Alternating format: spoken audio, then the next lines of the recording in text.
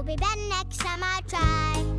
And even if I still can't do it, yeah, you know that I'm gonna stick to it. Yes, it's all about going through it, and I'm gonna tell you why. Whoopsie, whoopsies, I made a mistake and it's okay. It's okay. Whoopsies are what it takes to get better and better every day. Whoopsies, I made a mistake and it's okay. It's okay. Whoopsies, help me look, see, I'm better at this today. Woo! Whoopsies, whoopsies, whoopsies, whoopsies. I'm a little embarrassed when I look at my drawing compared to this. I'm just not getting anywhere with this. It makes me wanna hide. Aw, don't be embarrassed. Don't hide. You should have seen mine the first time I tried. It took a lot of whoopsies to look this way. No one's perfect on their first day. Whoopsie. Whoopsies, I made a mistake and it's okay. It's okay. Whoopsies are what it takes to get better and better every day. Whoopsie, whoopsie, whoopsie, whoopsies. Well, what about this? I want to jump rope, but nope, I just can't do it. Well, not yet. Come on and practice with me. You'll see there's nothing to it. Whoa! Whoopsie. Whoopsies, I made a mistake and it's okay. It's okay.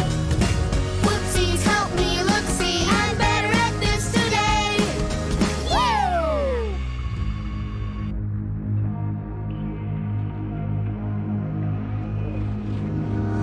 It was only a dream, the waves of evil crashing over us. It was only a weak and faithful scream beneath the battlements. I know it's hard, but for long, before it's too long, wake up, my love. Please don't give up on me.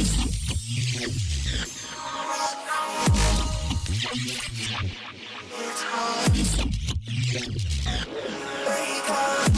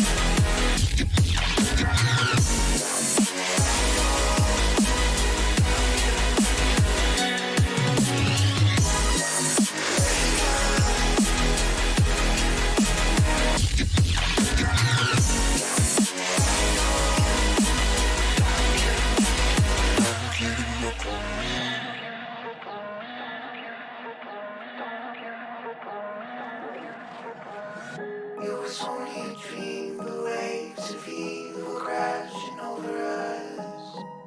It was only a weak and faithful scream beneath the battlements. But I know it's hard before long, before it's too dark. Wake up, my love. Please don't give up on me.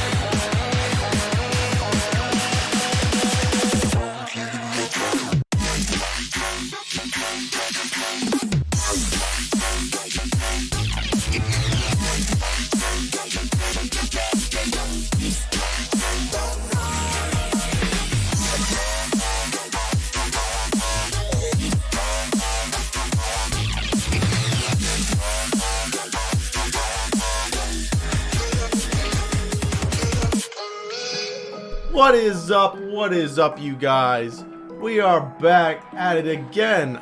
Another epic day here at 100 Days of Rootkit. And today, we're gonna learn how to get good. Alright, how to get good.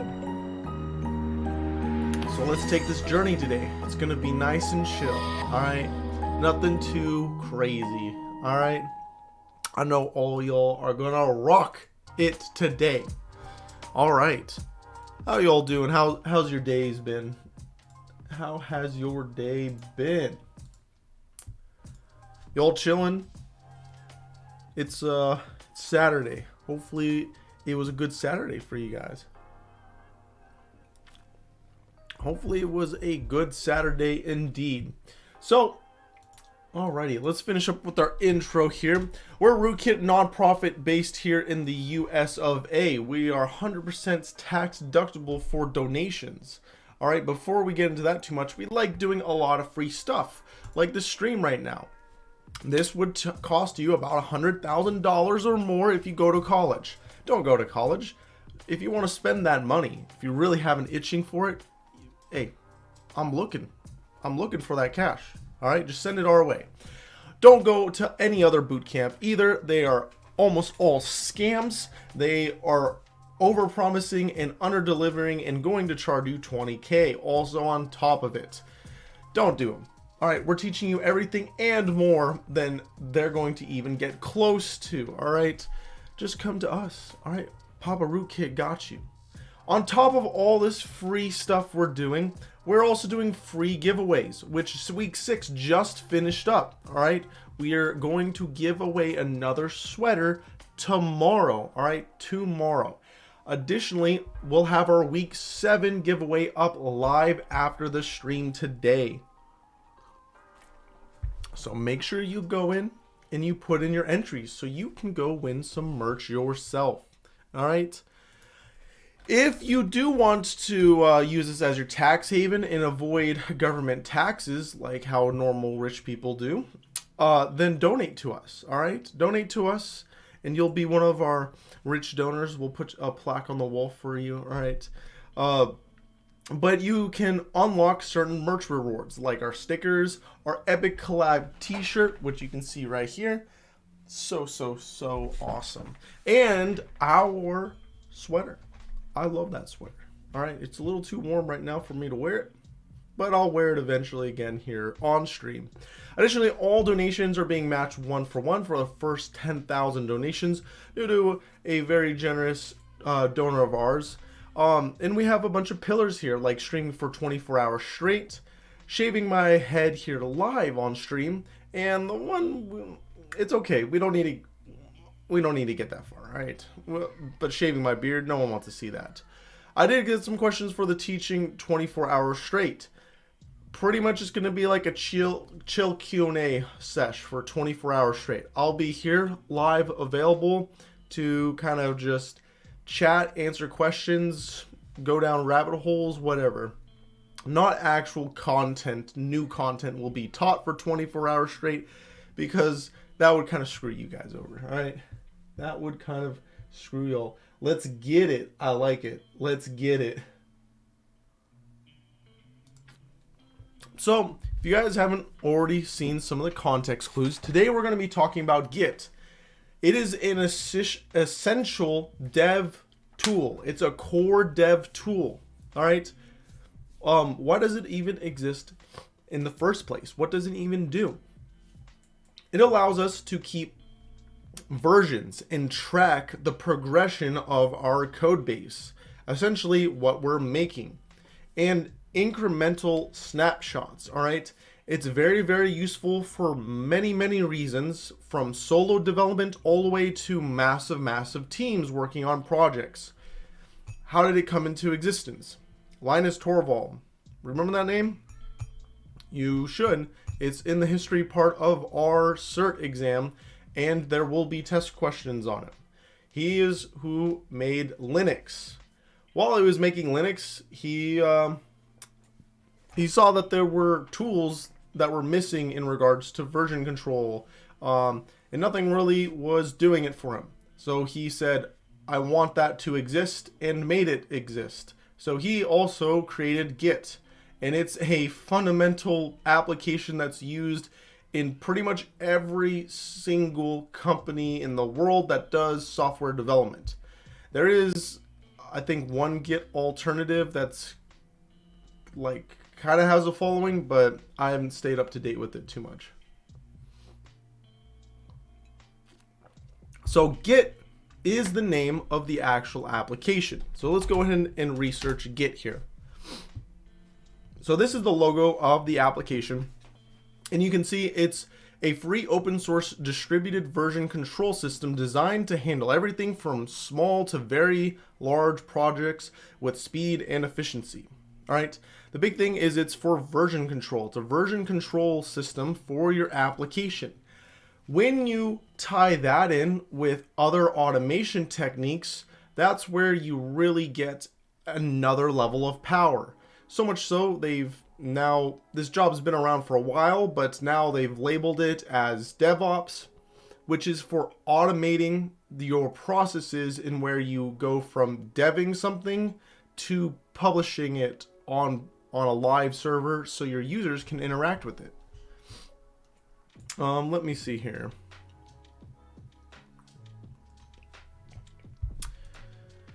What do they got in images? So, I'm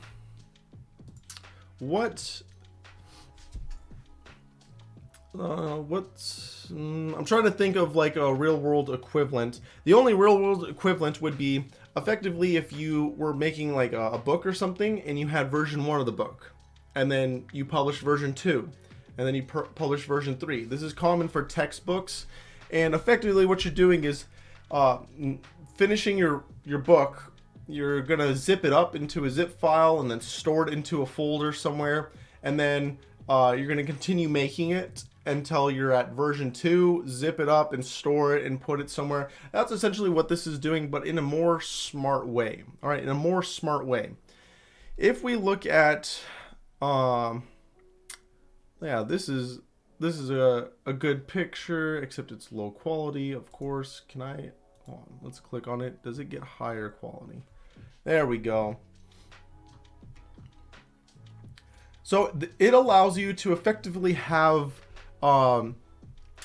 these things called branches, which allow you to make new versions of your code in different states.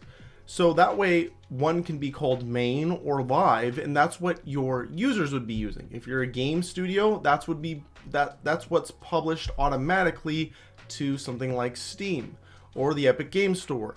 If you're a software company, then that's what's going to be published to whatever website you're running. Or if you're, I don't know, Windows, whatever is on live will be immediately sent out to everyone that's on the Windows 11 operating system or whatever operating system you're deving for. You'll have other branches for deving, all right? So the dev branch would be something that would not be automatically pushed out to people, but would be kept internally for internal use.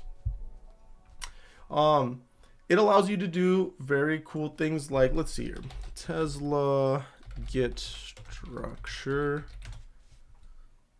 We're all familiar with Tesla, right?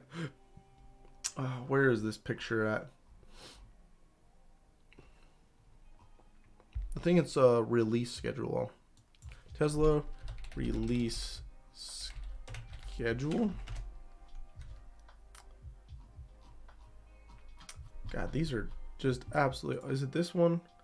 No. There's a really good picture in regards to it on for Tesla's Git on release. Images. Oh, here it is. I knew I'd find it. Open new tab.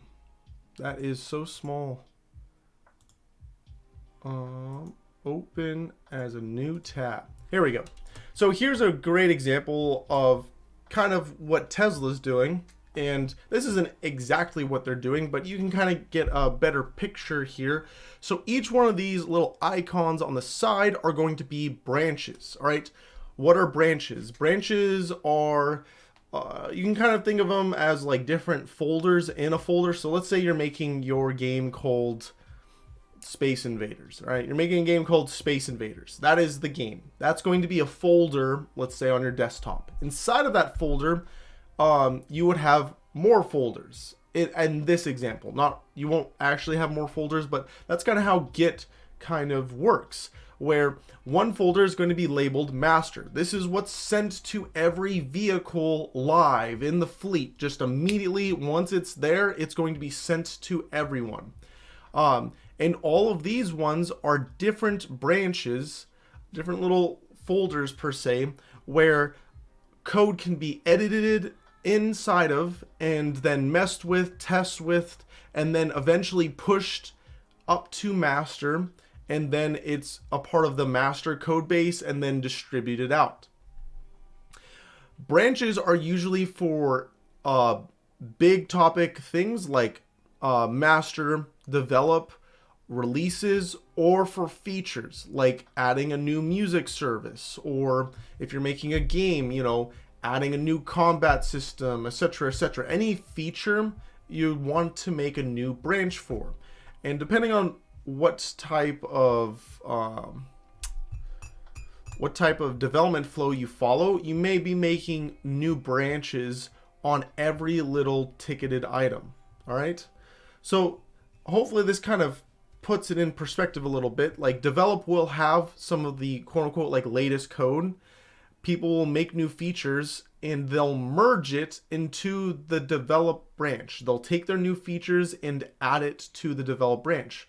Git will do the additions automatically for you. So as long as you write the code, when you merge it, it's smart software that will automatically merge your code in with the existing code base. And that can be branched up to the main release. They're called branches because it's kind of like a tree. There's branches that go on, and all these little dots are going to be called commits. Commits are like more official saves, because you can do Control S on your keyboard and save, and you can edit and save and edit and save. But when you commit a new thing to the branch, that's like an official save that's broadcasted to everyone that has access to that branch, saying, hey, a save was made right here. We can see this if we go over to GitHub, which Git is the open source software and Hub is just what they added their name afterwards. Under this whole website, Git is running it all, which is free open source software. Same thing with GitLab. GitLab is what you'll see most commonly when you work for a company. They'll run most likely a GitLab server internally. You can see there's a couple companies here that you may or may not know that use GitLab internally. They both work off of Git. Everything I teach you will work on both of them because they are the exact same thing. They're just selling their website and pretty pictures, the UI, etc. Kind of like I told you about our game. Our game, the underlying code, as long as it functions, it works. The pretty graphics, the people being hanged or whatever, that can be added easily afterwards, as long as the code underneath is robust and good. Any questions so far?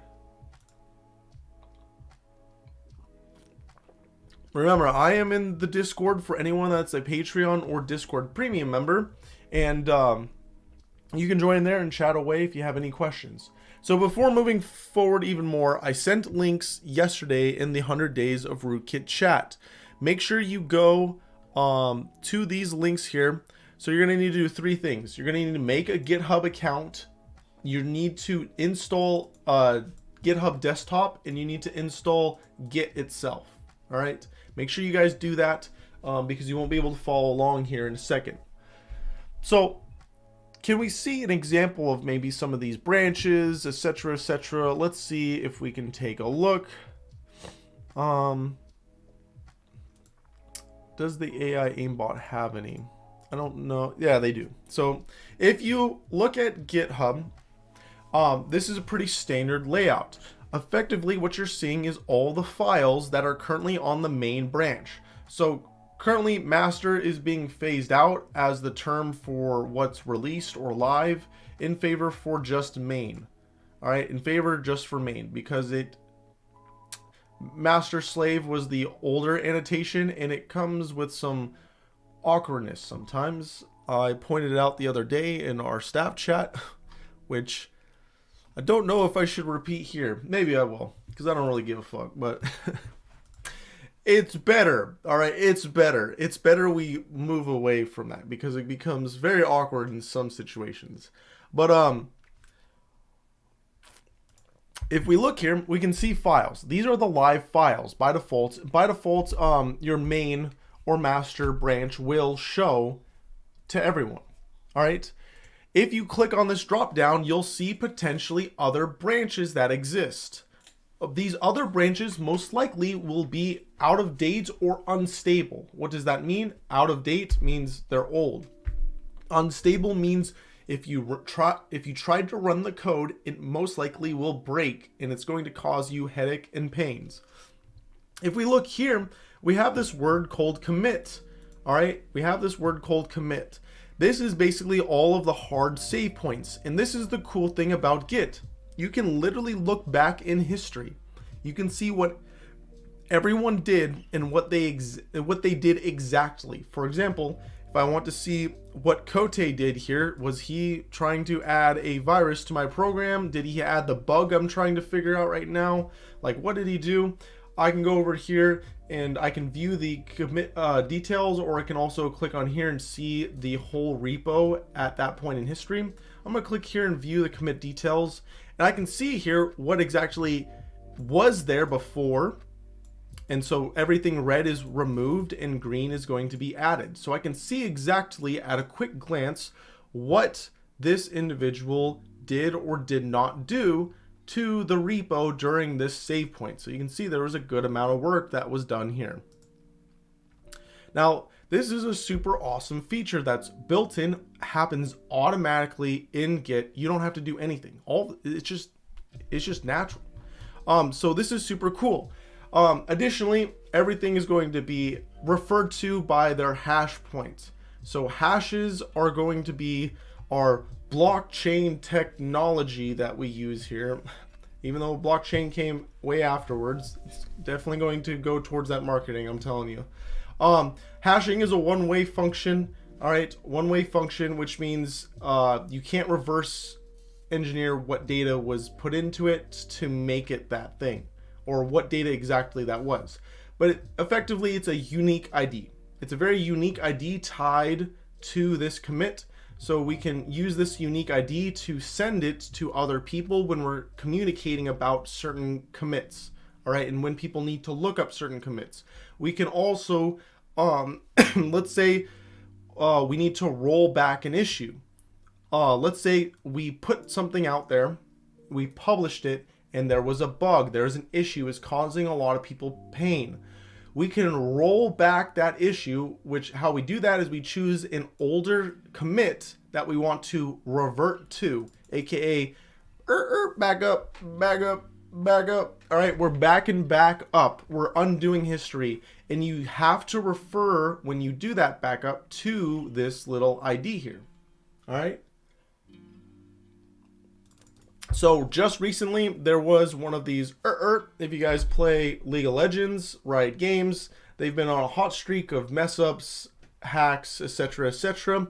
They recently released a version of their game that had some massive bugs. I don't remember exactly what it was, but they had to roll back their changes. How do they do that rolling back?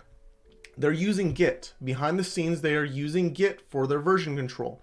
So how they rolled back is they used Git and its built-in functionality for rolling back to roll back to another stable point in history. And then that automatically gets released to their users. So it's really, really awesome and really, really nice. I installed both of them, logged into my GitHub accounts. What do I do now? Download. All right, perfect. We're about to get to that here in a second. I just want to go over and talk about Git a little bit. And you can see more of this on other bigger repos. Let's see here. I don't know. Let's go to Linux. Here we go. Linux. So They only reveal their master branch here. Will this one have more? Here we go. So this one has a bunch of branches. As you can see, it has 79 branches. They don't use a master branch. All right, they don't use a master branch. Just because that's how it is by default and most people do it, do not mean you have to do that, because again, this is software development. You can do whatever you want. There are no laws, rules, or regulations. So what they do here instead is they make their it looks like they got a master branch, but I'm guessing they don't really commit to it. Instead, they refer you to these branches with the release number. All right, with the release number, which you can totally do. So you can see and go back in history. Do I want version 4.11? I can click there. Here's version 4.11. It would also make more sense for them just to use the release version down here, but I digress. All right, so how do we even use this thing? How do we go about doing it? Well, back to the terminal we go. So if you're logged in, I need you guys, if you're not logged in, go ahead and log into your GitHub account. All right, go ahead and log into your GitHub account. I'll give you guys like 2 seconds to go ahead and do that.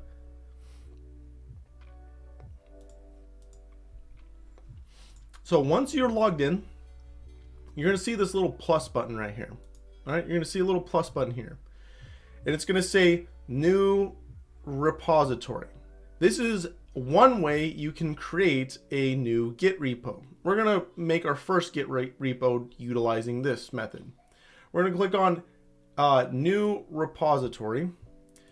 This is the name of your repo. All right, people will call it a repo because repository is very, very long, and we're programmers, we're lazy. All right, so we call it a repo. I'm going to be calling it a repo moving forward.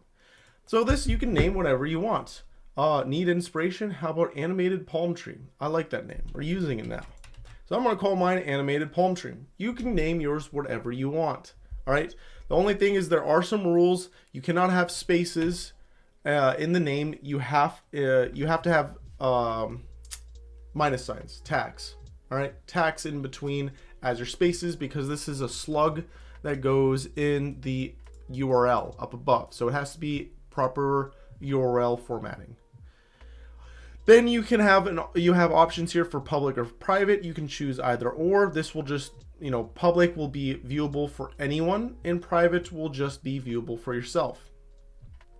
And then there's some extra features here for initializing as a README, etc., etc. We're not going to do that right now. All right, we're just going to go ahead and click on Create Repo. And you will now see your repo is created, and you're going to get a bunch of how-to steps here. So once you get here, I'm going to wait like 2 seconds or so for you guys to get here. But once you do get here, go ahead and pull up PowerShell, command prompt, just some type of terminal. All right, some type of terminal.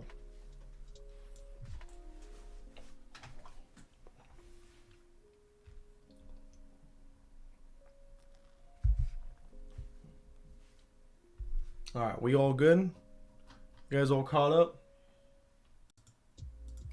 All right, so there will be a new command that you can utilize on your computer called git. So if we type in git and press enter, you should see this printout. If you don't, then you need to go install git.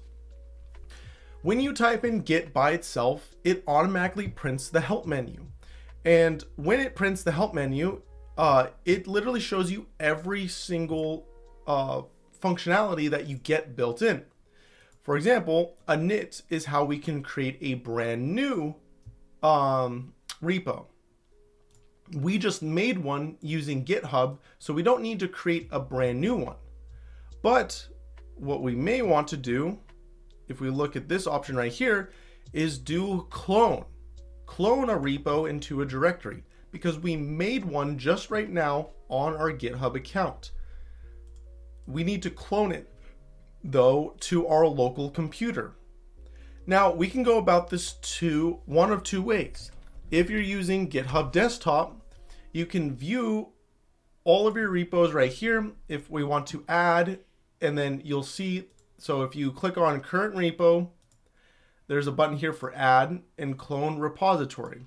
Here you can search the repos that you've made. So they should also show up by default. So it looks like they're starting to show up for me. And I forget what we called this one. Here we go. Animated palm tree. So I can click that and then clone it. All right, this is one way. We're going to show also the terminal way. Get used to the terminal way of all of this stuff, because you got to use the terminal for most of your jobs. You're not going to be able to use GitHub Desktop, but GitHub Desktop is a great companion app for you to be able to visually see kind of what's going on. All right, so refer to that moving forward if you need some help to figure out what is going on. So we, using our terminal skills, want to clone this repo we just made and start working on our new game project, whatever. My project is called Animated Palm Tree. So I'm working on an innovative new way to animate palm trees. All right, so I want, by default, we can see where our terminal has sent us, and I want to store this stuff in my documents folder. So I'm gonna go there first. And then in here, I think this is where I want my my repo to live. All right, so I want to clone it here. When you clone something, it will automatically make a new folder for it and then place everything in that folder. So how do we go about doing that? Well, we know there's this git clone here. So let's go ahead and just maybe type git clone and see what happens. Awesome. When we type git clone, we get even more help menu options. So this is all of the help menu stuff for git clone. If we look here specifically for the usage statement, git clone, we can have options, which these are the options down here. And then the required thing is a repo. We are required to put a repo. That's the third required item. So we had git, we had clone, now we just need the repo. What is the repo? Good question. If we look back here, GitHub is really, really nice. They're going to try their best to help you along. All right, they have right here for create a new repo in the command line or push an existing one. We don't have an existing one that we want to push up, so we want to create a new one. And if we look here, this is for adding a new branch. We don't want to, do we have to do those steps? We shouldn't have to. But you'll see here this little piece of text, here. This is our repo. This is the whole entire location and name for our repo.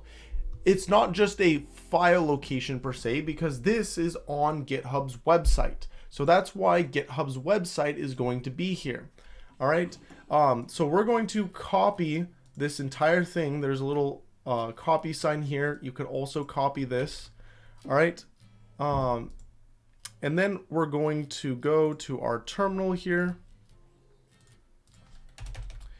And if we do our git clone space and then put our link, God, why you no copy?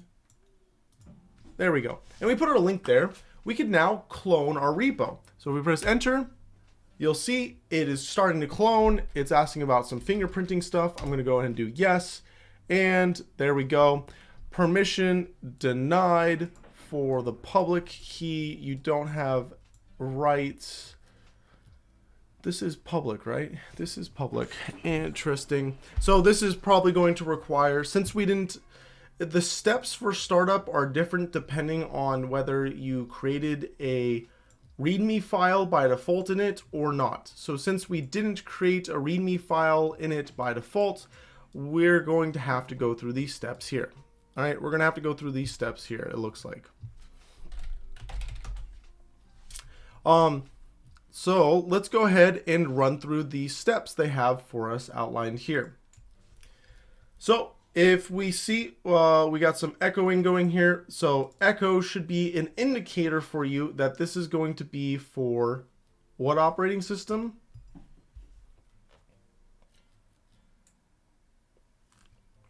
That's right, Linux. This command is not going to work for you. This is going to be for Linux operating systems. All right. But effectively what's going on here is they have some text they want to print out. They have this. You remember what this does? This is going to append text to a file. What file? This file. All right. It's going to append text to this file. All right. So this is how they're creating a new file called readme.me, and they're adding new text to it. So that's what we got to do here too. So let's go ahead and pull up our documents folder here. Never mind. Let's just do it here. ls. All right. Let's do mcdir. And we want to call this animated palm tree. All right, animated palm tree. We'll cd into that folder, animated palm tree. Once we're in this folder, we need to make a new file. So we're going to go ahead and does touch work for this? Touch readme.md. Touch does not work for it. What is the new file? DOS make new file.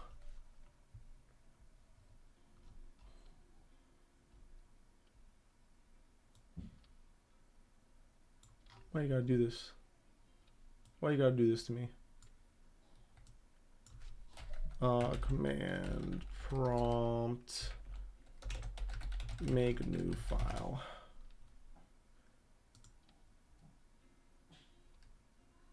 Is echo work? Oh, echo does work. Okay, we can go ahead and copy that one. Where is our tab? Here we go. Echo does work, so let's go ahead and copy this first line here. We'll paste it, press enter, epic. If we do an ls, we can see that file is now created. All right, whew. That saved us a lot of pain there. So next we need get init. So we'll go ahead and paste get init. Next we need to add do a git add readme.md.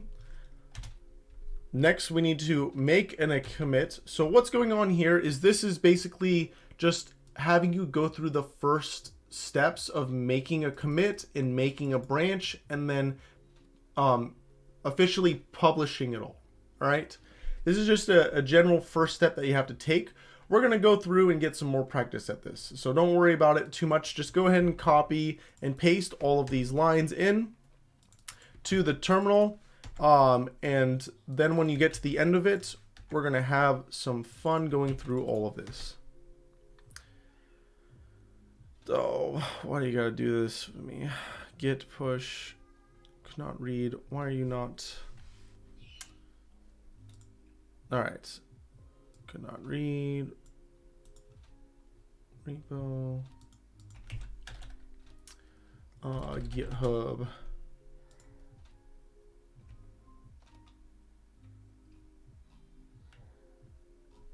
Why do I gotta do that? I'm literally logged in with my other account.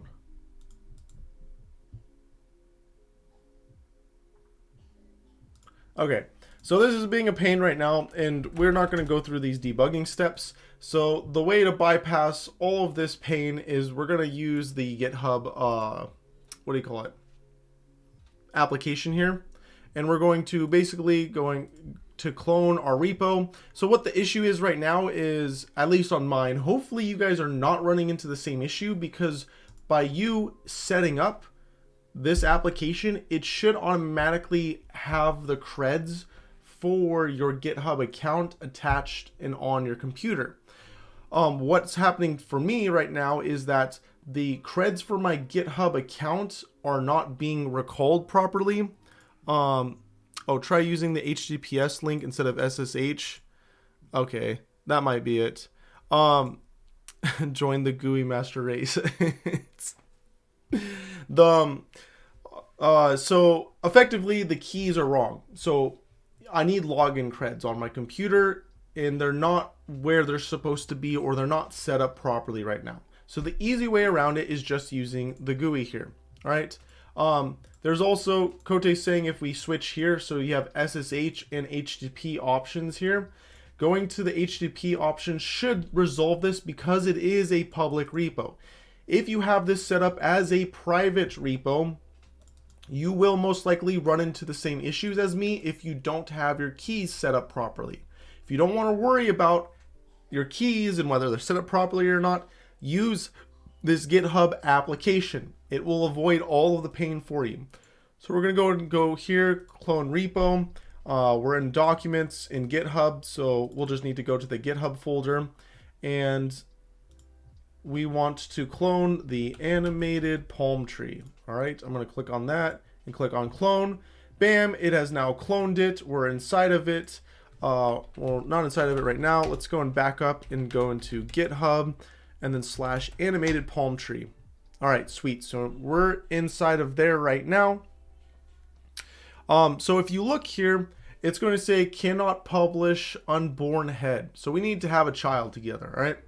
That's what the initial steps are for right here, is us basically doing the initial setup stuff. So we're going to go ahead and rerun these commands, not with git init because that's already set up, but with the readme here. We'll go ahead and generate a readme. We're going to do the git add here to add that readme to Git as like staging up our official save. And then we're going to do our commit here. And then if we look back here, we should see that we have, it's going to be asking for us to publish our branch. So things are going along correctly. So we're going to go ahead and just continue copying and pasting these commands. Remember, just avoid the git init one. You don't need to do that. We'll copy this one right here, and we'll copy this last one here and press enter, and whammo bammo, success. And now if we refresh our GitHub page here, you'll see all of the help options have gone away, and instead we have a completely set up repo. All right, our completely set up repo. Everyone tracking so far? Let me see questions here. No, is that the correct one? I downloaded it. Did I download it? Because the other one was homebrew option. Yeah, you should be good. You should be good, Kamal. Why do you use Windows instead of Linux? Why do I use Windows instead of Linux? Because there's no reason for me to use Linux. Linux is not meant for being a home computer. It doesn't have the support. And also, I want security. Windows has an insane amount of security.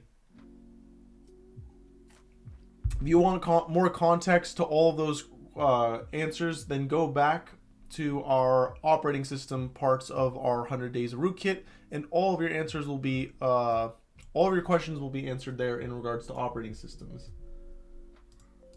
All right, let's check Twitch here.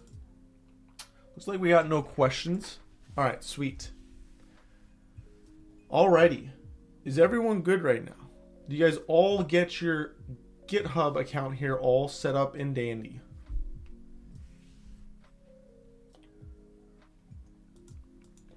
You should be left with something like this. As long as your as long as the text for the setup stuff disappears, then you're good. All right, as long as the setup stuff goes away, that means everything's successful. We're going to next dive into what these commands were that we ran and what they were even doing in the first place. All right, what they were even doing in the first place, and give some clarity. And don't worry, you're going to have lots and lots of practice with this moving forward, because everything we do moving forward will be done in a Git repo with proper version control. All right, everything we do. This is an essential skill that you are required for any job. All right, you can't go to a job without finding it. And if they're not using it and not using any type of versioning control, that job is worth leaving. All right, because that company most likely is going to go under because the devs are incompetent.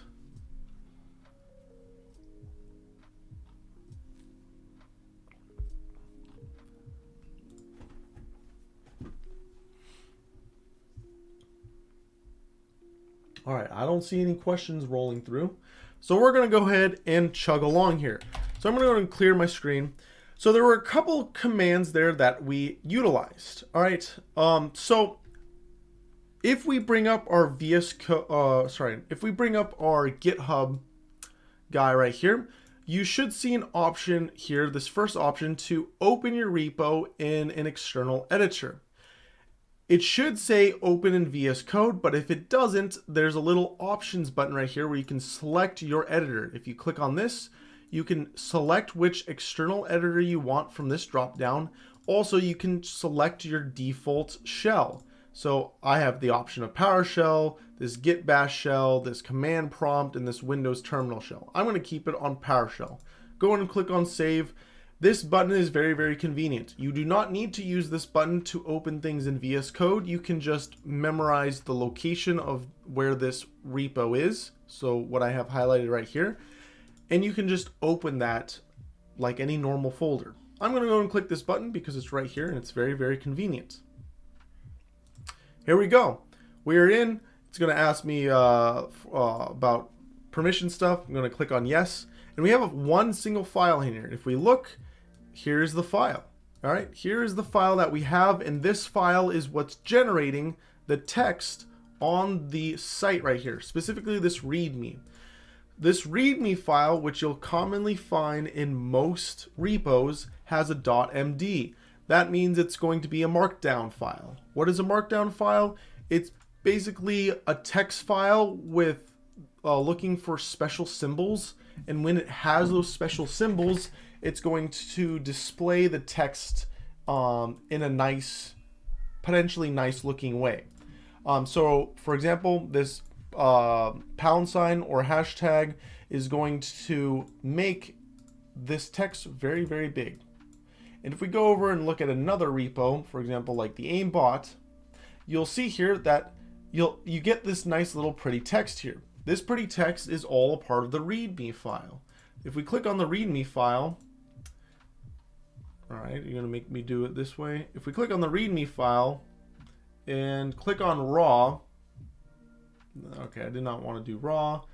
Let's click on the code version right here.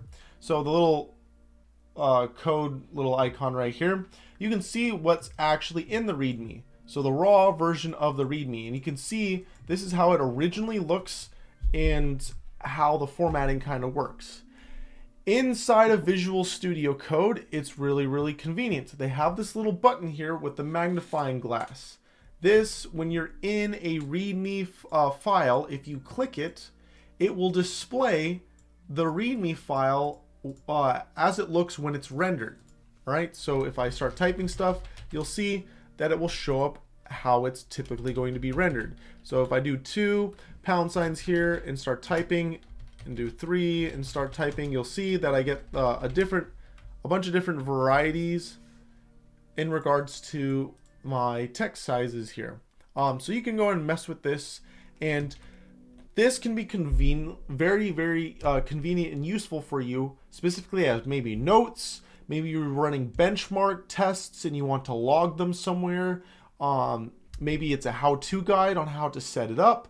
There's pretty much endless opportunities for this, and you can link them together. So you can have links from READMEs that go to other READMEs. So you can kind of make a website per se of these README files that link to each other. So you can really, get really in the weeds of this. So very, very useful, very, very useful. All right, so I just made changes to this file. All right, we all saw that. Go ahead and add some changes to yours. When you're using Git, you're gonna notice some cool new things showing up. All right, thing number 1, do you guys see anything that's different on my screen right now compared to normal? And there's a couple things here that are going on. One, this little icon here, which is for your Git stuff, is now going to show information. Additionally, you're going to see these little green bars right here. This means these are brand new lines of code that I've added. Even though I saved it, it's completely saved. This is showing that it's completely different lines of code compared to what my previous commit was, my previous official save. All right, official save. All right, commit, think official save, not just a casual save that you do. If I edit a line, so I just edited this line, you'll see we get a different color here. All right, we get a slightly different color for edited lines compared to brand new lines. And then same thing for deleted lines. So if I were to delete this line, you'll see there will be a different color here for deleted lines. It's tracking everything you're doing, and that way you get those pretty graphs I was showing off earlier. Additionally, if you want to add a new file, so here's my new file, let's call this main.py. If I make this new file, and let me, I don't know, do a print statement in here, this file may or may not show up as green. It should be showing up as green, but also you're going to see these little icons right here. M means modified, U means technically, yeah, it's untracked. So U means it's untracked, so Git is not currently tracking this file. So once we add it to the list of trackable files, then this will be looked upon as a brand new file and it will turn green. So what does that even mean? How do we make it as a trackable file? How do we save or publish or commit our stuff? How do we go about doing these steps? Well, let me see, could not create work tree when trying to clone the Git on the terminal. Yeah, just use the GitHub desktop application. Just use the GitHub desktop application. Don't worry about that. Talking about it, if we look here, I've saved this stuff. This is actually saved. I did Control S. You can see the little circles here that are for unchanged items is not here. If I close this completely out, it's fine. Like if I reopen it now, so when you're in this guy right here, if you do file, or is it repo? Yeah, repo, open in Visual Studio Code. I reopened it up. My text is still here. Everything I changed and saved is still here. Oh, look at that. It changed the color for it finally. So you can see green means a new file, and then this yellow color means I modified this file. Since the last commit, since the last official save. That's the big thing. That's commit is the big fancy word. If we look here on our GitHub desktop application, you can see that those changes, why do you not display this one? Those changes are going to show up here, all right, in a nice little format, and will tell you what lines you've added, what lines you've deleted. I don't know why this README one is bugging out, but it is. But it will display everything here. Now you could go through and do your commit right here on this application. If we filled this out and we said commit to main, it would do that. It would be just fine. But we're devs, so we're not going to do it with this application. We're not going to do things with this application as much as we can. So let's pull up our terminal here in VS Code. If we do Control tilde, that's how you can bring up your terminal. All right, that's how you can bring up your terminal. And again, if we type in Git, you'll see all those things come up. All the help menu comes up. So let's start learning a little bit more about Git and what exactly is included and what tools are going to be common for us to utilize and important for us moving forward. So the first one is going to be Git status. All right, Git status. We want to get the status of our repo. So this is extremely useful to see everything at a glance. Right now, it says we are on our main branch. All right. And everything is up to date with our origin/main branch. This means that everything that's on the GitHub repo, we are currently tracking locally. Because remember, the GitHub repo is a website. That is a server somewhere else, and we are on our local computer. So there's actually two different servers tracking our code right now. So this will tell us whether the server is out of sync or not with what code we have on our local computer. Next is, well, you'll see stages or changes not staged for commit, right? So this means that we modified the README file, we have changes, but they're not currently set up for our official save. They're not going to be included in our official save. So we need to make sure we modify this so they're included in our official save.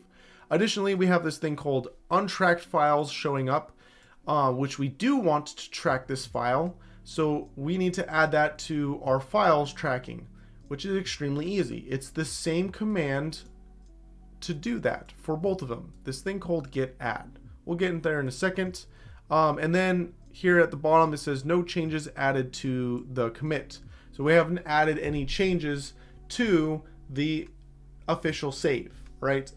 So since this is an official save, quote unquote, it's a formal operation, aka it can't just be too simple, right? We gotta come wearing our tux, our suit, we gotta talk all fancy. Elijah's a bug magnet today. Yeah. We gotta wear our suit, we gotta tux, we gotta be fancy, we need to do things properly, we gotta act like you know, I don't know, Prince of England or something. All right, we gotta back straight, looking forward. Hello there, how are you? We want to bring these files to you and have them registered. All right, that's what we gotta do here. All right, we gotta have it officially saved. So there's about 3 commands we have to do every single time to do this. First is going to be the git add command. You can't just run git add by itself. Git add will add a file to be potentially committed when we run the commit. All right, when we actually commit, when we actually do our official save. So what files do we want to have attached to our official save?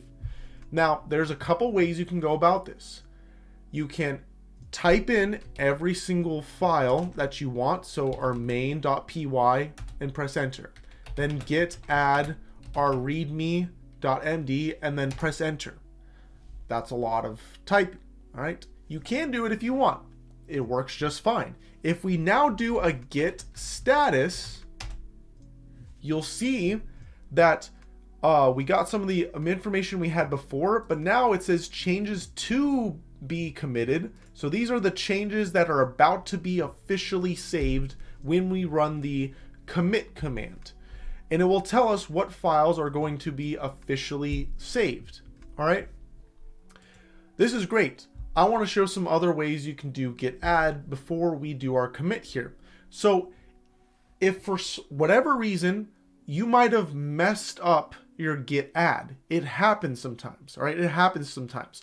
Before you get to your commit, your official save, if you want to undo the boo-boo that you did, if you type in git reset will reset all of the git changes you made. All right, it will back everything up and be like, okay, never mind, forget it all. So if I do a git status now, you'll see things are back to how they were. All right, they are back to how they were. Things are no longer added. It's like we never ran those git add commands. So that can be very convenient. So git add, typing every single file at a time can be kind of tedious. So what you can do instead is you can do a period, which means add everything, or you can do an asterisk, which also means add everything. The period usually works better. The reason why is escaping me right now, but essentially just use the period if you need to. This also works for directories. So if you had directories inside of your repo and you only wanted to add the files within a directory in your repo, you could specify, my folder / and then do a dot or an asterisk at the end to add everything in there. So I'm going to run it with a git add dot. It ran successfully. And if we do a git status, you'll see that they both were re-added in. So now this is a little bit easier. I don't need to go through file by file. Very, very convenient. So that's how you stage your stuff for being officially saved, right? for being officially saved. When we want to officially save everything, all right, then we say git commit. All right, if you say git commit and press enter, it's going to do some funkiness. All right, it's going to say waiting for your editor to close the file, and you're going to see a file is going to automatically open up for you. It may be in Visual Studio Code, it may be somewhere else. All right, I think by default for me at least it was Notepad. It does not matter as long as it comes up. You're going to see some text here. You can basically ignore it. The very first line is the most important one. This is the label that you're going to give to this save point. You must label every single one of your save points. You don't have to be super creative. You can be pretty much straightforward, but you must label your save points. So this one we're going to, our big thing is we added this new main.py file. So I'm going to say initialized main.py. All right, because we just set up the main.py file. Initialize makes it sound fancy, so we're going to say that too. Once we're done leaving our little comment here, right? Don't actually put it in a comment, just put it on the first line here. We're going to close this file, and when we do, this command will automatically finish up. We've officially made a save point. We've done it. We did the whole thing. That's it. So you have to run git add to add what files you want to be officially saved, and then you run git commit to save those, all right, to actually go through with the saving. There's one last command. That is all you have to do to actually do official saves. That's it. The last command is for making sure things are synced to your server, because if we go right now to our account and we look at the repo we made, you'll see that there's only one commit in here, and this says our first commit. This is the name of the commit that we did, and you can see the new one we made called initialize main.py isn't here. Also, the main.py file is not here. So what is going on? Our local computer and our server, GitHub, is out of sync. They are not synchronized with each other. In order to synchronize them with each other, we have to run a command called git push. Git push will push our updates to the server. That's it. We just run git push. If we press enter, it will automatically push all of our updates to GitHub's server. Now, when we refresh the page here, you'll see all of our changes have came through and they're now live on the site. All right, sweet. What questions do you guys have here? How do you change from read only to read write execute again? That's going to be for macOS. That's going to be chmod. So chmod.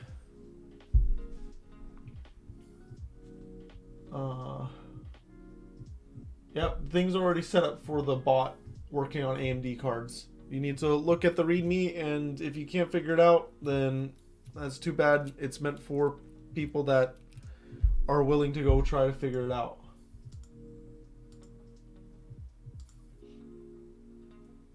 It says my Git file is read only, and yes. So, yes, perfect. So that is an issue that will happen on Linux and Mac OS files. Sometimes is your permissions. So how you can go about editing that is chmod. You're going to use chmod very, very often. So I would go ahead and chmod everything in that folder. So I guess we should talk about the folders a little bit. If I do an ls now, you'll see some stuff gets printed out here, but this is actually a lie. There is another folder in here that is hidden. And to see the hidden files, what is dir, but what's the dir help dir? Where is the hidden file command? Get string, get child items. get child item. Yeah, but what is the tag for seeing hidden? Here we go. Attributes. Space hidden. How are you gonna do this to me? Oh, is that an extra thing? Okay, this is taking too much time. All right, if we go to our folder here, you'll see this. So if you do an ls tac Lisa on your Mac OS, inside of the folder, you're going to see something that was created but not shown. So let's go to this, users, Elijah, documents, and GitHub, animated palm tree. You're going to see this folder in here called .git. It's going to be hidden. On Windows, it's going to be hidden. On Linux, it's going to be hidden. On Mac OS, it's going to be hidden. This folder is keeping track of all of your past saves, branches, etc. Automatically for you. This is your local Git program. Not really the program, it's for this project, for this repo. This is the whole history, the whole shebang. All right, do not delete this folder. Do not delete this folder. If you delete this folder, you have to re-pull down everything from the server. All right, so if this was more up to date than the server was, then you're going to lose some of that history. All right, just leave this folder alone for the most part. But this is where you might be running into your issues, so you may need to change maybe the perms for that.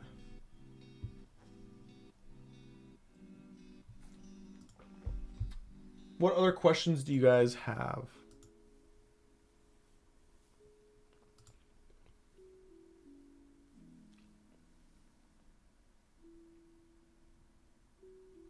So we're gonna go on break. Before we go on break, just a quick recap of what we've done and learned so far. There's normal saving, which you've been doing the whole time. You've made projects before, you've programmed before, you've made your own programs before. We've all done it together. Nothing changes. It's exactly the same. Nothing is going to change moving forward on how you've gone about doing anything. The only thing that's going to change is now you're going to have to start labeling and making official saves and pushing them up to a server. All right. And we learned that we can use Git for that. We can make new Git repos on GitHub's site and clone them down. The easiest way to do that is going to be with this using clone repo here. Also, they'll usually give you step-by-step instructions, which we saw a second ago, and we could just go through and copy all of them. The only Git commands that we've learned so far, that we've actually talked about and learned, is going to be git status. It's going to be, here, let me put them in here. It's going to be git status. It's going to be git add, and then whatever file we want to add, and git commit and git push. All right? Those are the only commands we've gone over and learned so far. So again, git status is for the status of everything. Git add is how to add it to our new save that we're going to perform. Commit is what we call our saves, our official saves. And git push is to make sure our remote server is in sync with our local computer. That remote server right now is GitHub, but that could be different depending on what company you work for. All right, sweet. So we're gonna go on a break, and I'll be back in 3 to 5 minutes, and we'll continue chugging along here.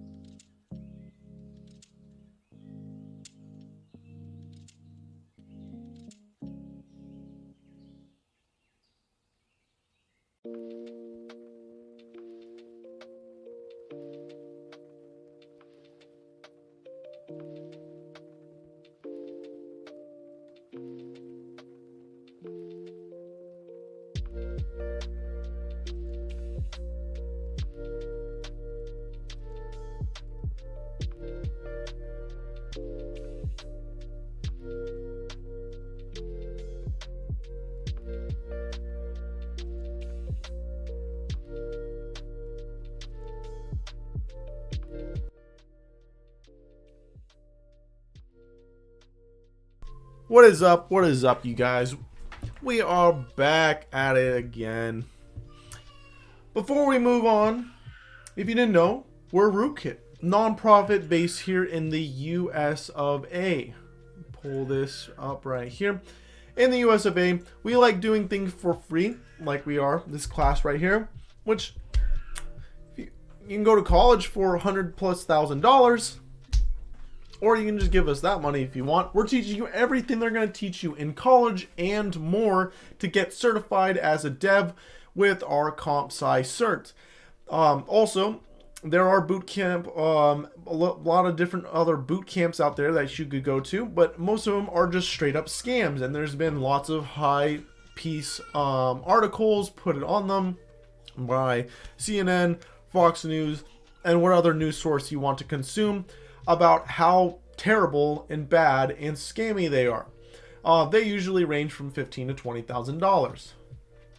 Or you can just come here and get our cert and then get a job afterwards. Sounds like a better deal to me. But also, on top of all this free stuff we're doing, we have giveaways. So at the end of this stream, we're going to be starting our week 7 giveaway. So the week 6 one just ended. So if you go over to our site and click on not merch, blog, you can go ahead and enter in our new giveaway. It's not live there. It will be live after today's stream. Also, I keep on forgetting, but if you go to our merch store, we do now support crypto. So if you want to buy any of our merch with your favorite cryptocurrency, we support most of the major ones. Let me see here. Gosh darn it. And we support most of the major ones. So Bitcoin, Ethereum, USD, Coin, Polygon, and a couple of the wrap versions on Polygon's network. So you can utilize that for purchasing merch. We additionally will take donations in crypto now because we have our whole Coinbase account and wallet set up. You can donate to us by donating to rootkit.org.eth for Ethereum. And then if you would like to donate on any of the other networks, then just send us a message and we can send you our wallet address. That will be posted on the site here. We have a rework that's going to be out next week of our site. Additionally, we have donation rewards. That little bar above me is going up slowly but surely. When you donate, you can unlock certain rewards like stickers, our Epic collab t-shirt here that I got on, and our Epic sweater, which I absolutely love. All donations are being matched 1-for-1 for the first 10,000 by anonymous donor of ours. Additionally, we have pillars like streaming for 24 hours straight, shaving my head here live on stream, and the one we definitely don't need to get to, it's just shaving my beard. No one wants to see that anyway, so we don't need to get to that one. All right. Well, let us chug along here. I don't see any new questions, so I'm going to guess everyone is chilling right now like a villain. Chilling like a villain. All right. So, this may seem like overkill. This may seem like a lot of extra stuff for no reason. The coolest part may be that now you can publish your code up to the GitHub site, and we've gone through and taught how you can go about doing it. That's pretty cool. But the rest doesn't make sense, especially about the collaboration efforts and so forth. And don't worry, it will make more sense as we go along. Additionally, as we go along the next 50 days, we're going to be learning a couple new Git commands and getting lots of practice with Git, because it is quintessential. It really is quintessential. So these are the core items. These are the most important ones. Status, add, commit, and push. These are going to be the most important ones for your day-to-day usage. You will use these ones the most. There is a couple extra things that we're going to go over right now. When you're using Git, there are special files you can make that Git will pay attention to. All right. special files. So if we make a new file, if you make a new file and call it .gitignore, you'll see even the icon here changes on our VS Code. This is a very, very special file that Git will look at and use for their logic moving forward. This file can be very, very important because you don't want to push up a bunch of random crap or compiled stuff or passwords to GitHub. There have been many high-profile cases from a lot of very big companies where their devs have pushed up passwords and sensitive creds to GitHub and then later on remove them. But guess what? Your Git commit history is viewable. It's like blockchain technology, all right? It's like the blockchain. Everything you do on the blockchain is tracked and viewable to everyone else. Same thing with GitHub. Everything you do is viewable to everyone else at all times. So if you accidentally upload your password, guess what? It's now on here. Everyone can view it. Everyone can see what you did. It's better if you just change that password now. Do not, and again, do not push your password up ever to a GitHub account. Just don't do it. Not even if you're using a private GitLab server that's for internal usage only. Do not do it. Do not. Because if you get hacked, your password's going to be just sitting there. All right? Do not do it. Do not ever store your passwords on Git. Don't do it. How you can avoid this is you may have something called, let's say, passwords.txt that you're using as a reference on your project or on your local computer. Maybe this is called creds.json or whatever it's called. You don't want to push this up. You do not want to push this up. This is sensitive information. My super secret password 1 2 3 4 whatever. If we do a git add, because we're programmers, we're lazy, we're going to do a git add with a period to just add everything, and then we're going to go ahead and do our git commit. Oh, wait a second. When we did that, password.txt is in there. Now, there is a new command we'll learn, which is called git rm, git remove, where we can remove a specific file. So if we do that, git remove passwords.txt, and now we do our git status, it should be removed from the changes to be committed, but it looks like it wasn't even removed there. Looks like we got an error and it wants us to use attack F to force the removal. So let's do it again with attack F, and it removed it. It looked like it removed it completely from our entire project, which is not what we want either. All right, so let's go and save this and add it back. A lot of things we don't want to happen are happening right now. We're freaking out. We don't know what to do. Get reset, all right? Get reset, go back. Reset, go back, go back. Let's figure this out. You can use this file called gitignore to ignore files or folders that have importance or have a lot of bloatware. So for example, passwords.txt is an important file that we don't want to ever have uploaded. So if we type in passwords.txt in here, this file should now be ignored when we do our git add. And I have a feeling that it's going to not do that for me right now. But let's go and see git status. There we go. So we got git ignore in here, and we got our passwords.txt. So let's go ahead and do our git add dot, and let's see if it added in. All right, we're going to do our git reset again. So it's freaking out right now. So let's do a commit a save first of just our git ignore.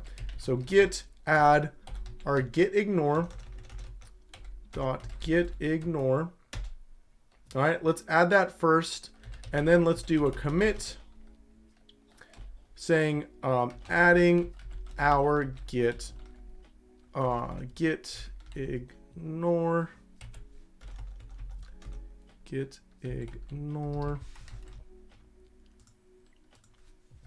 git push. All right, so that has been added, and it's still freaking out and not working. God. All right, so this happens sometimes. Also, you're entering the dev world where things are unstable and not always work out the way you want them to work. So the first thing I'm going to do is I'm going to close our VS Code and see if closing and reopening helps things out. Restarting your computer and restarting your editor and restarting things can really help. Do it a lot. Do it constantly, all right? Because sometimes that is what the issue is.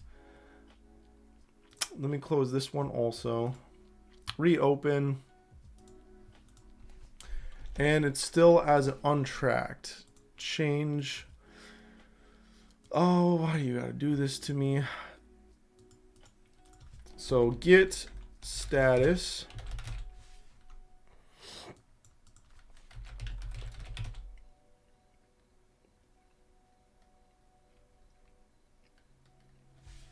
Did I spell this correctly? Oh, that's why.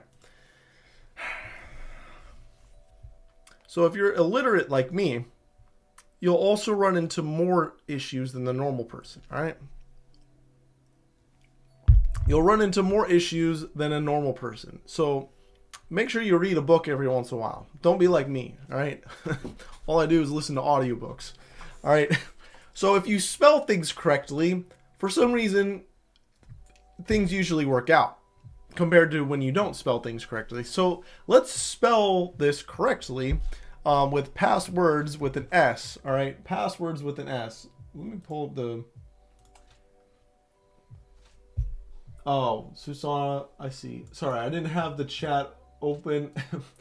You were trying to help me out, but I guess I screwed myself here. Now you'll see that this went from green to a grayed out color, because it's being ignored. It exists, but Git itself is going to ignore it. And now if we do a Git status here, you'll see that it's being ignored. All right, it's being ignored. So if we clear and do another Git status, you'll see it's like passwords.txt doesn't even exist. So when we do something like a Git add, where we're adding everything, and do a Git status, you'll see it doesn't actually add that passwords file because it's Git ignoring it. All right, this password is ignored completely, so we are safe to move forward, trek forward, and add sensitive information to the folder here because it's not being tracked. If we do a Git push, sorry, we should do a Git commit first. Made some changes. Don't actually leave messages like this. This is a bad message. But we're going to go and Git and push. All right. And if we look here, we did a Git add with an asterisk, which is a total add of everything. If we go to our repo here now, you'll see that the passwords.txt is not added. This is awesome. But just know it wasn't added, which means that if you were working on this one and you were using the passwords or credentials, whatever sensitive information you were using here that should never be pushed to the public or to the company at large, or it should just never touch a Git server, you still need to potentially exchange this password or share it with people that are also working on this project with you. Maybe it's you and your buddy are working on a game together and there's a database you need to access that has credentials. You guys will both need to share files somehow. You can figure out a more secure way, using something like Google Drive or your end-to-end encrypted email, which Gmail does support, and then deleting those emails afterwards is a more secure way of exchanging credentials and then setting them up. Additionally, environmental variables will be a great way to set that up. And then there's just so many different ways you can go about securely sharing credentials. But just know this will never be pushed up. So that means if you want to onboard someone else, maybe it's your buddy that you guys are working on a project together, you're going to have to share this with them somehow. Just don't push it to Git. All right, just don't push it to Git. That's the biggest thing. All right, just don't push it to Git. If anything, that's what I need you guys to take away. Don't push it to Git. Don't push it to Git. I've said it a million times. There's a reason for it. All right, just don't do it. All right.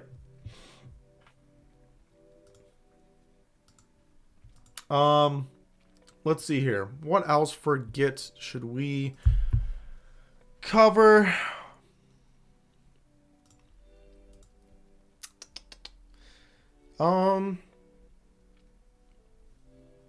Branches. So right now, if we do our Git status, everything has been on the same branch, our main branch. You should avoid doing all of your edits on the main branch, all right? Because this should be the thing that is given to your customers that's automatically published. This should be a working version of your code that's sent out to people, that's live, that's good to go. So you should be programming and breaking things somewhere else, not where customers will potentially be getting their live code from. So it's usually best by default always to immediately make a new branch called dev or develop or development or whatever you want to call it, just something for deving in. So if we do a git branch tac b and then a name of a new branch called like dev. Git branch is how we can do stuff with the branch. Tac b is going to make a brand new branch for us, and then we give it a name called dev. All right, tac b will make this a new branch. If we press enter, it doesn't work. I feel like I typed that in wrong. Why am I sorry, checkout. We're using checkout, not branch. Git checkout tac b dev. All right, same thing except not branch dev. Type that in wrong, sorry. So checkout is how to check out of your current branch and check into another branch. So we're going to make this dev branch here. All right, we're going to make a new branch called dev. When we press enter, you'll see we made a new branch called dev and it automatically switched to that branch.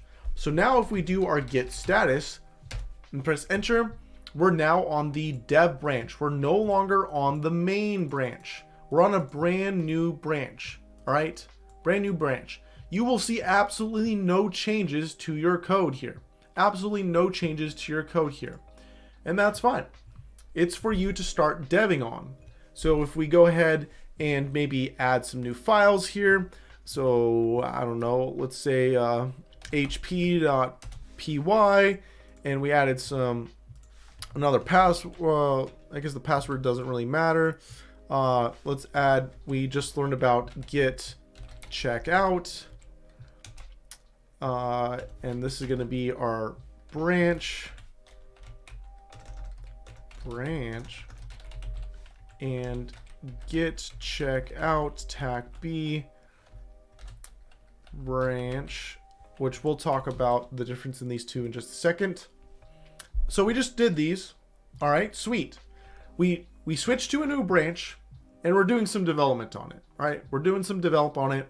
Now we want to do our official save because we added a bunch of stuff to these files and now we want to save off.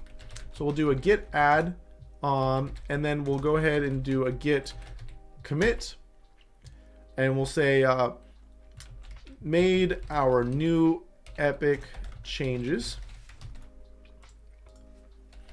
Git push to push it up to the server. Now, this will happen. This will happen every time you make a new branch, but it's okay. It's easy to fix. It's basically saying we had a fatal error in that the server is not currently tracking any type of branch called branch dev. It said, what are you even talking about? I've never seen this before. So basically it gives us this command right here that we need to run in order to make that new branch and push our changes at the same time. So if we just copy and paste that command and press enter, it will work like magic. We didn't have to do any extra work. It just automatically told us what that command should be. And now everything gets pushed up and added. So if we go over to GitHub now and refresh, you'll see it even has a little box here that says we just made a dev branch. And if we look, we have our dev branch. So our main branch has 3 files in here. If we go to our dev branch has 4 files and a bunch of extra text inside of this README. They are completely set up differently. The big thing is main is stable. That is ready for production. That is live. Any customer can grab that code and run it and it should be good. Or maybe you have it set up to auto deploy to people's devices like their cars. If you're working at Tesla or if you're working at Google for Android devices, that will be pushed out to everyone. That is good to go. Now, dev should always be more up to date per se, which ours is right now. So this is the cool thing about the auto merging and synchronization of your code in Git here. What do I mean by that? Let's make another file here because we have an imaginary game. I don't know. Let's just call this one game.py. So we have a bunch of files here and we'll just put some prints in here. It doesn't matter. These don't matter at all. So let's say this is our final commit that we're going to do on dev because our game should be pretty much ready now for release to the publics, to the masses. So let's go ahead and do another git add, a git commit. Our game has been finally created and ready for release. All right, we'll go ahead and commit that. We'll do a git push. So our game is ready. All right, we're still on the dev branch. And if we look over here on our dev branch, we can see our last commit. We can even see our commit history right here. Our games have finally been created and ready for release. All right, we're ready. We've tested it. It's in a stable state. All right, it's ready to be given to the masses for them to go and play because we made the next top seller. All right, we made the next top seller. How do we get this to main? How do we send it to main? There are a couple different ways you can go about this. It's most recommended you use pull requests or push requests. Depending on where you are, if you're in GitHub or GitLab, they'll be called differently. They do the exact same thing. You'll see here there's a button that you can click to automatically do it in the website. There's also a whole section here for pull requests. This is how you can merge one branch into another. We're not going to use that right now. You should be using these. We're not going to use that right now. We're going to show you another way you can go about doing this. So checkout. We saw if we did git checkout tac b, that's how you can create a new branch. If you don't use a tac b, that's how you can switch to a different branch. So if we do a git branches, or is it just a git branch? If you do a git branch, so let me copy and put that here in our list of commands we just learned. Git branch will tell us the different branches that we have. These are the different branches we have. When we want to change branches, we can use git checkout and then the name of the branch, so main. All right, git checkout and then the name of the branch, so main. Don't do a tac b, that's for making a new one. If we press enter, we've now switched to our other branch. And if we do a git status, you'll see that it says we are on the main branch now. You may get a little freaked out because you look here and you're going to be like, where are my files? Where are my new files at? Where is my game.py? Where is my hp.py? And in my readme, where are all those extra things we added in here? Some of them aren't here. A little weird. As you can see, these ones are X'd out here. Oh, this is in an unsaved state. So don't save. So as you can see, these are just completely deleted. If I reopen this has missing a lot of information. Don't freak out. What's happened is you are currently on the main branch. The main branch does not have all those new additions that you have created. All right, that's why they will disappear. That is completely normal. We want to merge dev into main. We want to merge our new changes into main so we can publish it out to the world. So how do we go about this? We're going to learn a new command called git merge. All right, with git merge, you can afterwards, so you do git merge and you have to say what branch you want to bring into where you currently are. Now remember, that's how merging works. Merging is you taking something and bringing it to you. It's not you taking what you've made and pushing it to something else. Why do I specify that? Because you must be in the, so if I do a git branch, we're in the main. You must be in the target location where you want to bring those changes to. That's why we switched to main, because we want to take our changes from dev and bring them over to main. That's what merges will do by default. So if we do git merge and we want to bring in dev to main, we can now do that. And we can press enter here. And if we press enter, you'll see automatically all of our files here have updated. We got a bunch of extra stuff. Super, super awesome, super, super epic. If we now do a git, so this stuff isn't in an official saved state though. We did the merge, but now we got to officially add, officially save, and officially push. All right. So we're going to do a git add, a git commit, and then we're going to do a git push. All right.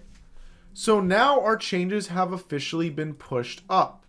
They've been added and they've been pushed up. And now if we refresh and we look here, our main is now completely synced up with our, what do you call it? With what we had in dev. It's in a new official release version. It's been updated successfully. The end user didn't see all of our bugs, mistakes we made, patches we made all in our dev branch while we were deving and experimenting. They only get to see the good stuff, the new stuff, all right? Which is super, super epic, super, super awesome. And this is super, super useful. So we learned about git branch. So let's add that in here. We don't want to make changes on main, so let me go ahead and do a git checkout, and let's go back to our dev branch. All right. So now we're back on our dev branch. Let me close this, reopen it. Okay, we got git branch, we got git merge, and then we want our branch name. Now, when you do a git merge, we did it like that. There is a option called tac no ff. All right, ff forfeit. All right, right? Gamers out there. I don't know if it actually, no, it doesn't stand for forfeit. It stands for fast forward. You typically always want to include this when you are doing a merge. All right, when you are doing a merge. We didn't do it this time, but moving forward, we will add it. All right. This will help with the Git history and shrinking it down, condensing it so things aren't as large and complex. And it doesn't look, also, it doesn't look like we've committed everything to main, because when we do a merge without the tac no ff. So when this is not included, it looks in our commit history as if we were everything we did on main was done on this, which we don't want to do. We want to keep our commit history cleaner on main than everywhere else. Let's see here. The last thing that's one of the most important ones. When you're working with other people, git pull is going to be important. Git push is for us to update the remote server. But if for some reason the remote server is more up to date than our stuff, we need to perform a pull. This isn't an issue if you're solo deving. This isn't really something that will occur for you. If you're on a team, this will occur for you a lot. So how do we go about seeing this? So if we're on GitHub site, if we go over to dev, we can click this button to like create a new file, and we'll call this now you have to pull. All right, just some file. We're gonna do a commit here right on their site. All right, so now the dev branch is more up to date than our local Git instance. All right, because we made this new file and we mimicked as if we were another user somewhere else, adding code to our repo here. So this can lead to many different issues in Git. All right, many different issues in Git. So the best way to avoid them is, number one, always be deving on your own branch, your own unique branch. So if you're deving on dev, don't have anyone else dev on the dev branch. Most likely, you don't want to dev on the dev branch. You want to spin off a new branch from dev. So yeah, 3 branches deep. Trust me, you can have, we saw in one repo, 80 branches. It's very common to have hundreds of branches. All right. Yeah, have your own branch. The other thing is pull often. So if we do now a git pull, you'll see that will become in sync. If we do a git status, will that show that we're out of sync right now? There is a way to see if you're out of sync. I'm forgetting it right now. Also, on the GitHub desktop application here, they'll show this little notification of 1 in the down arrow to show that the remote repo is more up to date than your current one. So if we run git pull, why is this messing up? If we run git pull, this will pull the changes from the remote server down to us. And now you can see we have this file that has been added to our code here automatically because we pulled the changes from the remote server down to our local computer. So the other pro to all of this, especially if you're a solo dev, is computers are unreliable. I know, shocker. I bet all of you guys thought they were super reliable. They're unreliable, which means they can crash, they can break, your house can go on fire, your laptop could be stolen. A lot of things could go bad. So the pro to using Git and using a service like GitHub is not only can you enact version control on your software here, but you can also remotely store it. So if anything bad ever happens, it doesn't matter. You can recreate it all. For example, let's say my computer was messed up and this project got completely wiped. So let me close this and delete this whole folder. I just lost my entire project. It's no longer on here. Oh no, what will I ever do? Don't worry, you stored it on GitHub. So everything, all your code and everything you've done history-wise is saved remotely. So we can simply just pull our repo back to our computer here. So if we pull up a terminal, I guess we can just show it here on the GitHub here. If we go ahead and do our Well, let's see if it will work now. Because, okay, so if you're ever on a repo and you want to know how to clone it, all you have to do is go here to the code button. There's this link right here for HTTP. All right, just copy that one. All right, just copy that one. We can minimize, pull up a terminal here. Not VS Code. We're going to go and cd to documents, and we want to go to GitHub. All right, we're inside of here. Then we're going to do a git clone space, paste that HTTPS URL, press enter, and bam. We've now duplicated that repo. So if we do our ls here, we can see animated palm tree is back. Whew, crisis averted. We got all of our code back. So it wasn't that big of an issue. It's also that easy to share your code with other people. All right, it's just that easy to share your code with other people.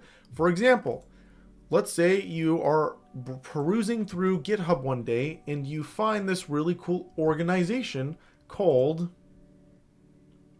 Rootkit. And you're like, hey, I play games and I want to cheat. So I want to use an AI aimbot. You can go over here and you can see there's some branches here.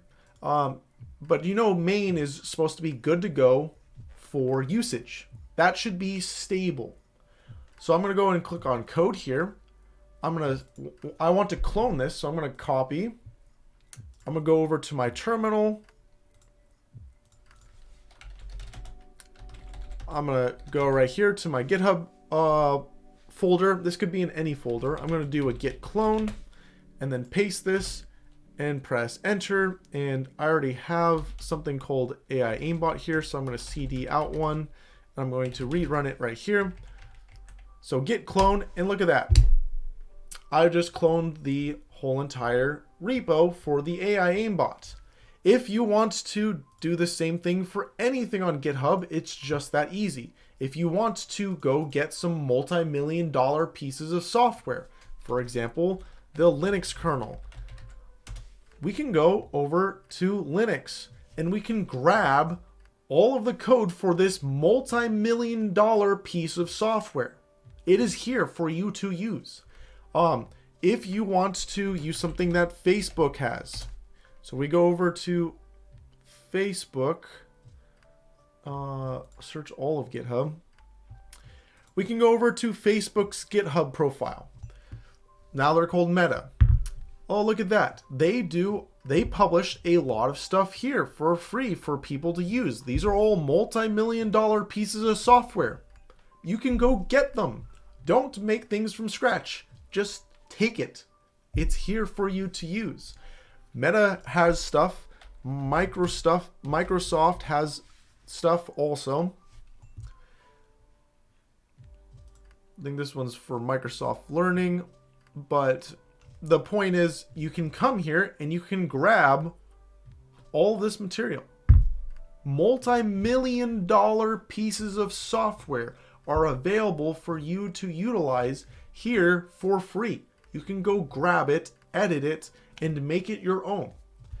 The biggest thing about open source, don't be confused or lied to about open source. Open source is nothing fancy or cool, all right? Open source is just a buzzword for, hey, I'm going to make things and I'm going to make it so the code is publicly viewable. Just because the code is publicly viewable does not mean it is secure. It does not mean they are smart, they did it well, they did it efficiently, they did it in any good capacity. It just means that they made it public. That is the only guarantee that you will get with open source, is that it is public. You will never be guaranteed anything else.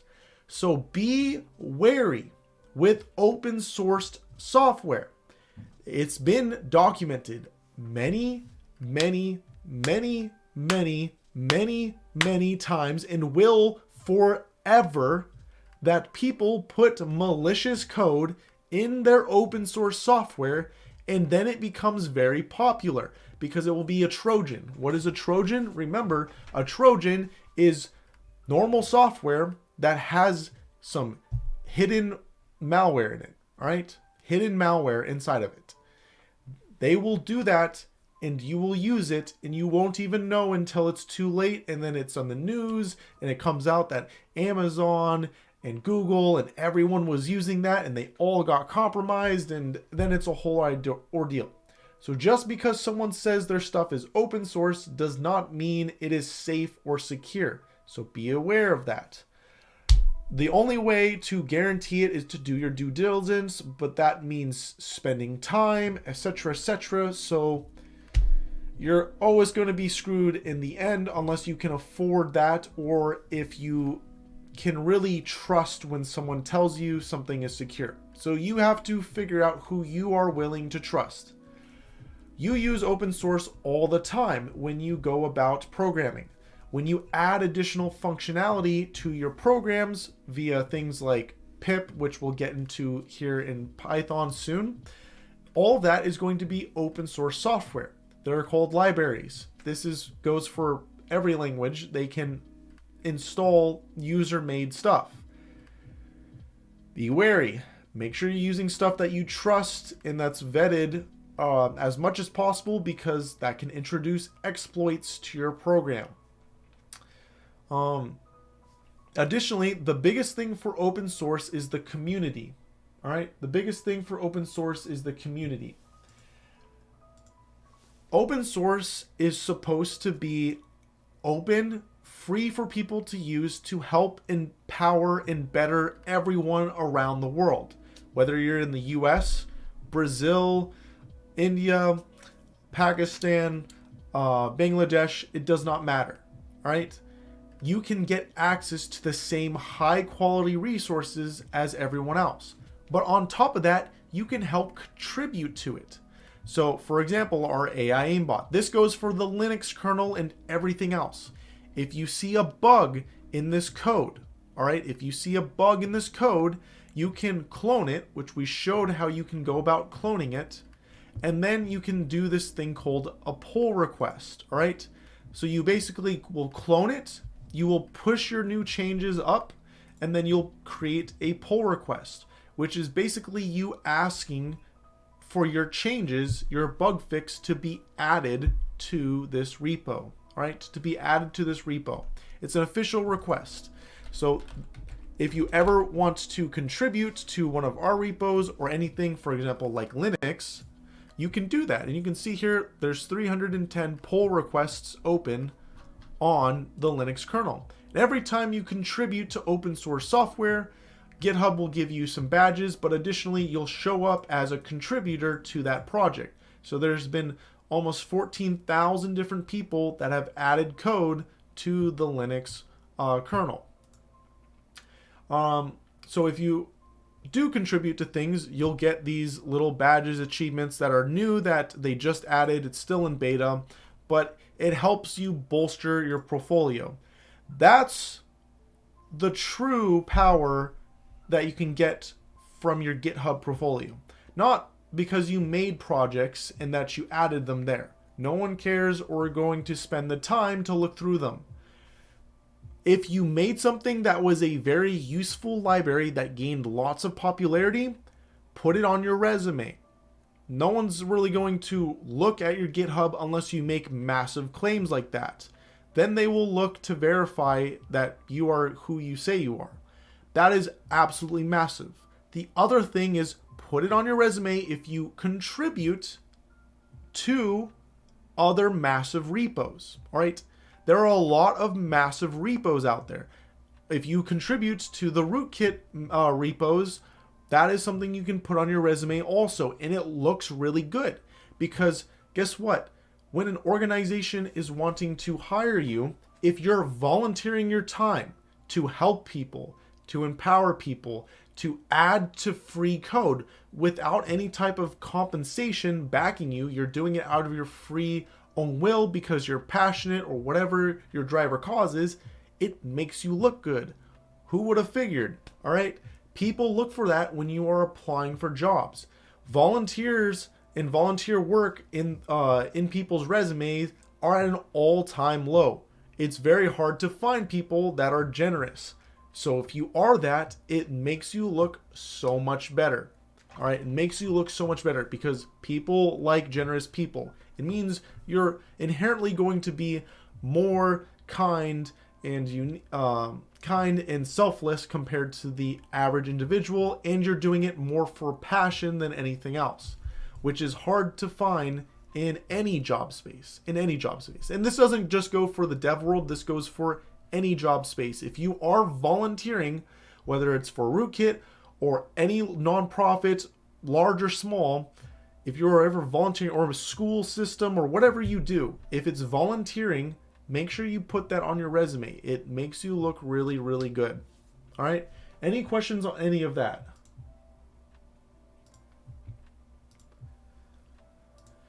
So if you have Git experience and you think we missed some stuff, don't worry about it. We'll get to it.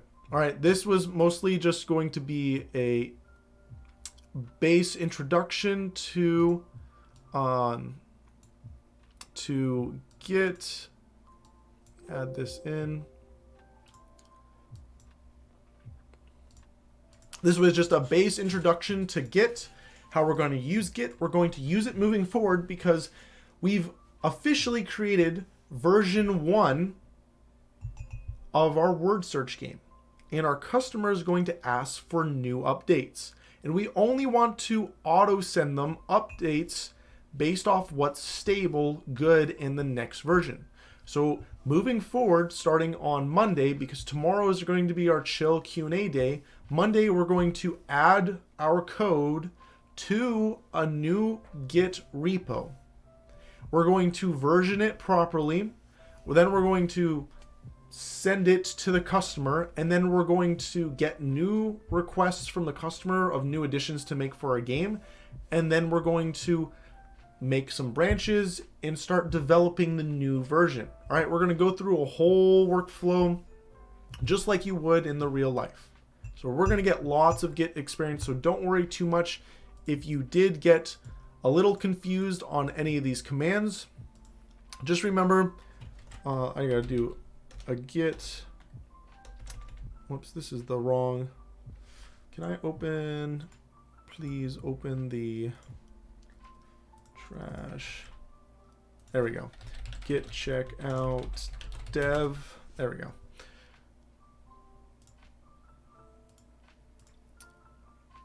I swear I pushed the updates for this. Well, be tracking these commands. Git branch. Git pull. Memorize these. You're going to use them a lot. So you're going to memorize them whether you want to or not, because we're going to be using them all a lot. So don't worry about it too much, but definitely start solidifying this because moving forward, we're going to be using it a lot. All right. All right, sweet. That's all I got for you guys today.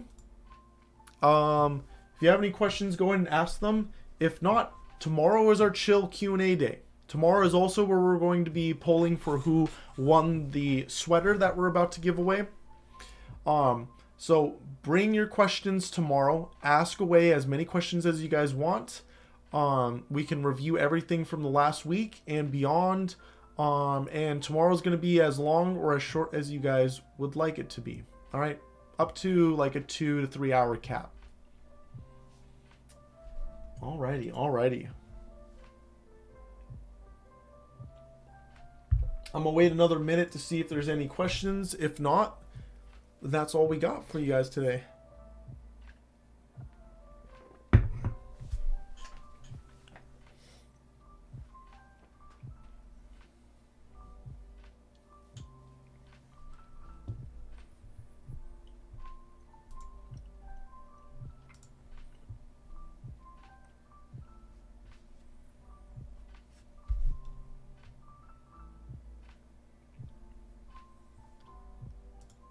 All right, I don't see any questions rolling through. Remember, there's the 100 days of Rootkit chat that you guys can utilize. So make sure you put any questions you guys got in that chat. And think of, prepare more of your questions. Remember, I gave you guys that challenge to remake the program. To remake the program from scratch without referring to the program we made. So hopefully you guys are doing that, and just try to have that done by tomorrow, and you can paste into the 100 Days of Rootkit what you were able to remake, right? What you were able to remake. And all right, that's all I got. So I'll see you guys on the next one.